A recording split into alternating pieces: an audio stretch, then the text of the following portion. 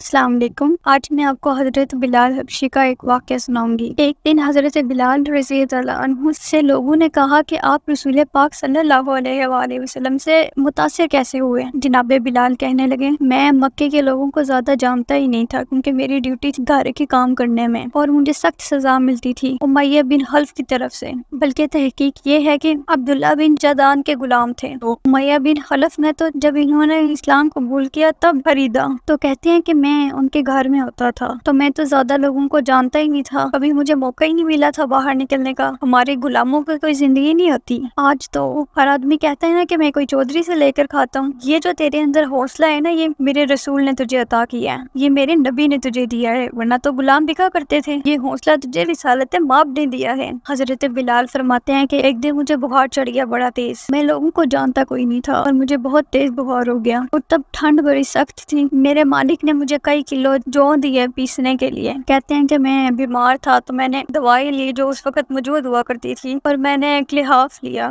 اور مجھے نیند آ گئی۔ جب میں سویا تو میرا مالک آ گیا، اس نے آ کر مجھے سوئے ہوئے دیکھا تو کھینچ کے میرا کمبل اتارا اور کہنے لگا کہ اب تیری سزا یہ ہے کہ تو کھلے میدان میں بیٹھے گا، وہاں چکی پیسے گا، اور دوسری سزا یہ ہے کہ تجھے قمیص پہننے کی بھی اجازت نہیں ہوگی۔ حضرت بلال کہتے ہیں کہ تیز بخار اور ٹھنڈ کا عالم، جب میں چکی پیس رہا تھا تو رو رہا تھا اور میں پوچھ رہا تھا کہ خدایا ہمارے نصیب، اللہ ہمارے مقدر۔ حضرت بلال رضی اللہ عنہ فرماتے ہیں کہ میرے دروازے کے قریب سے رسول پاک صلی اللہ علیہ وآلہ وسلم گزرے اور مجھے ہائے ہائے کرتے دیکھا تو دستک دی۔ میں نے کہا کون ہے؟ دروازہ کھلا ہے، آ جاؤ۔ محبوب اندر آئے تو پوچھنے لگے کہ کیوں رو رہے ہو؟ میں نے کہا جاؤ اپنا کام کرو، یہاں دکھ سارے پوچھتے ہیں بداوا کوئی نہیں کرتا۔ کہتے ہیں کہ میں نے سخت جملے کہے معاذ اللہ، حضور چلے گئے اور جب حضور جا رہے تھے تو میں نے کہا بس جا رہے ہو نا، میں نے کہا تھا نا جاؤ۔ کہتے ہیں کہ تھوڑی دیر گزری تو رسول پاک صلی اللہ علیہ وآلہ وسلم واپس آئے اور ان کے ہاتھ میں گرم دودھ کا پیالہ تھا، کھجوریں تھیں۔ رسول پاک صلی اللہ علیہ وآلہ وسلم قریب آئے اور مجھے کھجوریں دی،